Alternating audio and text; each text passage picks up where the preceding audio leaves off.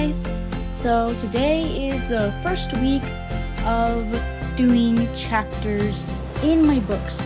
So the first book I'm going to be doing is called Subterra, which means underground in Latin, and you'll see why it's called that.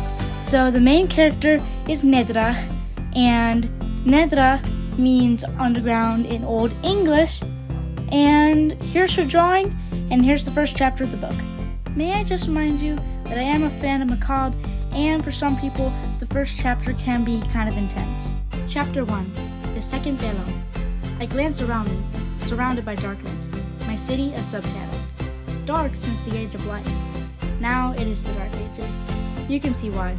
My city has been sealed since the Bellum, the biggest war in the history of Subterra. Since the Supra, the world above, was destroyed, we moved below. During the Bellum, many bombs were dropped on the Supra, and our harvests were destroyed. We all entered the mountain, so deep under that it's hard to find oxygen and water. That is why we built an air exchanger. It pulls out used air and replaces it with new, filtered air. The air above us is ruined, so it must be filtered in order to be used down in Subterra. The Suprians have ruined the air from all their fancy machines. We do have one thing the Suprians don't have. Magikai. Powerful magic kept in stones which we carved to build houses. We saw that when the sun came down from the above and the moon would shine, our buildings would glow, although we couldn't see when it was night. We know that when our donum, our houses, glow, sometimes very brightly, it is time to get up and prepare for the day. Since it is pitch black during the day, we stay up when it's night. This is what we all do. This helps our skin and gives us a youthful look. Once, many decades ago, an elder came up from many days of climbing to the Supra. We don't know what happened exactly, but we think he was killed immediately because the Suprians thought he was an alien. This is why we stay down in Subterra. There has only been one more time that someone has gone up to the Supra. A family. None have come back. We all might be killed if they find us.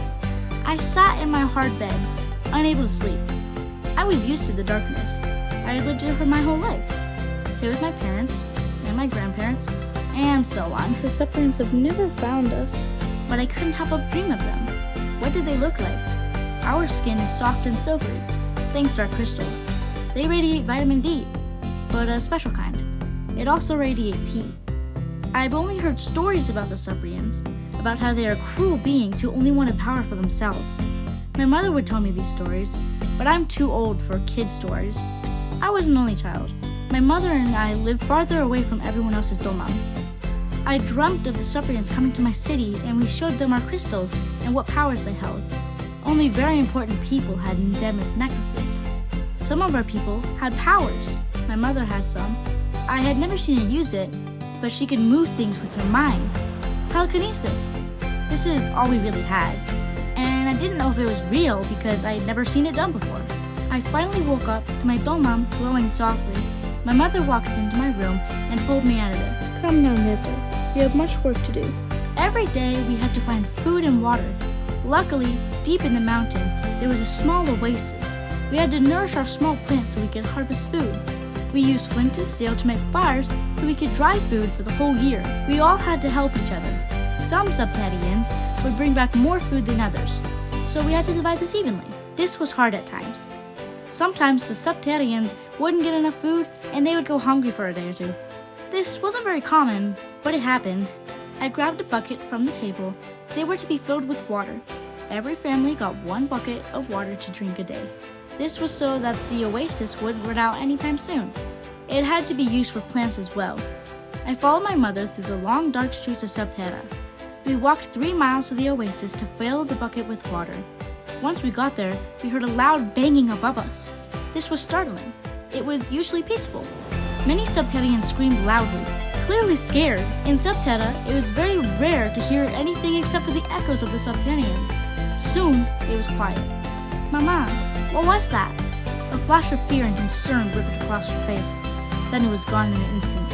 It was probably nothing, she said. I could tell she was lying. This was clearly not a normal sound of rocks falling. It sounded more metallic, like the clashing of metal. We only had a small amount of metal in Subterra. It was only used for the water buckets. and sometimes supports for buildings and our mines. We needed mines to dig out coal. Coal was our backup heat source, but coal was always needed for the cooking fires. The rest of the day was silent.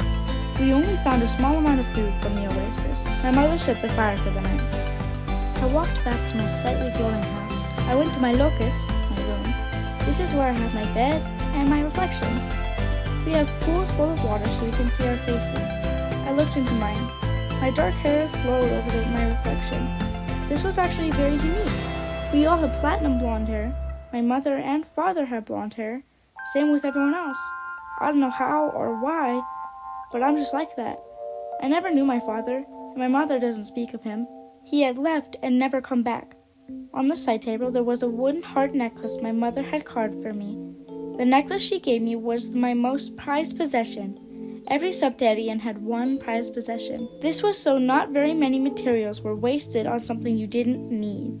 I never wore my necklace often, but it meant a lot. It was now much darker, and I was called down to the town gathering. There was very well-cooked plants, like mushrooms and carrots in a stew. We all talked and laughed together, but then it was almost pitch black. Time to head back to Adomam. This is where we lived, slept, and ate. Every other time of Nox, night, we used to work. The children in our community often used their time playing. Suddenly, a very loud rumbling and smashing sound came from the roof of the cavern. Lots and lots of yelling and screaming came with it. I quickly ran out into the black area of Subterra. I could feel people running past me and bumping into me. Mama! Mama! Where are you? I yell as loud as I can. I listen carefully. Nedra? Nedra! Mother's voice came from the crowd. I tried to feel around for her. No matter where I stuck out my hands, I couldn't grab her. Finally, my hands grabbed Mother's prized possession on her wrist, a small silver bracelet. We embraced. Suddenly, I heard a loud noise. It was a mix between a boom and a clang. I remembered this noise from one of the tales I've heard. A gunshot. All of a sudden, I was blinded by the most white thing ever seen in Subterra. Rays of it pierced my eyes. I knew it was the light from the stories I was told. Sunlight, it was called. Only it wasn't sunlight. Sunlight was warm. This was just blinding. People screamed louder and louder as more and more gunshots were heard and echoed off the walls. A few of the screams sounded like someone yelling, "Aliens!" There was someone running past me, but a single sound of a gunshot, and they fell to the ground. Something warm touched my foot. Startled, I felt the ground and felt a substance. Although I was blind, I knew that what I was touching was blood, metallic silver color. I screamed as I feel around for the fallen Subterranean that had bled onto my foot. I felt their body and tried to help them up, but they were too weak. I crawled towards my mother, hoping that with her we could get out of this chaos that took over our once peaceful community. I couldn't find her, so I went to the safest place I could, a corner. This corner was against a massive rock and in between a donam. I could barely see in this place, for it was darker, and my eyes were more used to it. Mama! I tried to call, even though I knew no one would answer. I sat and cried, and I tried to block out the agonizing screams. But soon I heard close footsteps. They were not soft and graceful, so it had to be a Cyprian. I looked up and saw a boy. He wasn't wearing our traditional robes. He had brown hair, like mine, only darker. I looked into his eyes, and there was color. Green, like our plants. We didn't have colors in our eyes. Our eyes were silver. He looked thick and strong. We were slender people. He held a strange metal-looking thing. I looked at it curiously, then figured out what it was. I cowered away as far as I could, but I was cornered. I held up my arms, knowing that I was going to end up like the other Subterranean. I looked over and saw my mother running towards me. "Mama!" I exclaimed, but then the odd boy looked scared and raised the gun higher. He pulled the trigger. My mother jumped in the way, even though it was not headed straight towards me. She fell next to me. "Mama! No, Mama!" I screamed. She looked at me and stroked my hair. I cried and called for help. "Netra, look at me, Netra." I looked down at her, tears in my eyes. "Here, take this." She handed me her bracelet and put it on my wrist. "I love you, darling. Wear this, and I will be with you." I panicked inside. She couldn't leave me. Not like this. "No, Mama, don't go. Don't go." put her hand to my face, and I grabbed it and held it tight. It fell limp and hit the ground lifelessly. I screamed in anguish and looked towards the boy, hatred in my eyes. He dropped his gun, and a loud bang came from it. He fell to the ground with a scream. He cowered and held his leg. I grabbed a rock near me and stood. I walked menacingly towards him. He held up his hand and spoke. "Wait, stop, I didn't mean to. I looked at him, confused by his accent. I couldn't completely understand him, but I knew he was pleading. His eyes welled up with tears as I raised the rock and almost came down. "Mi panita," he whispered. "What?"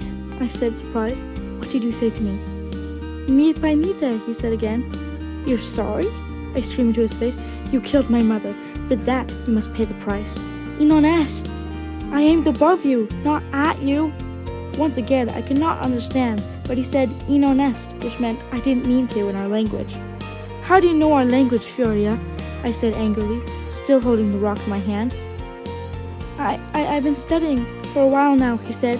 I no longer cared. "You're a Furia, a fiend." I came down with the rock and hit him on the head.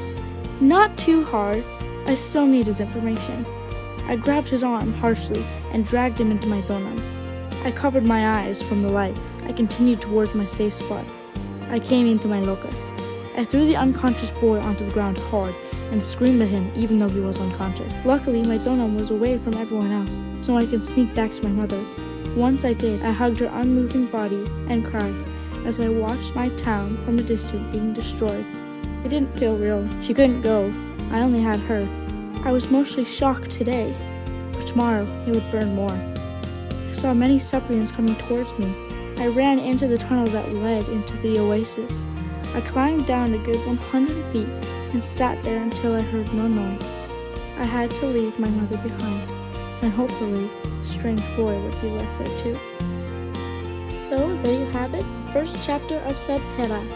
Tell me if that was cringe or if you would like to have the next chapter with more drawings of the characters.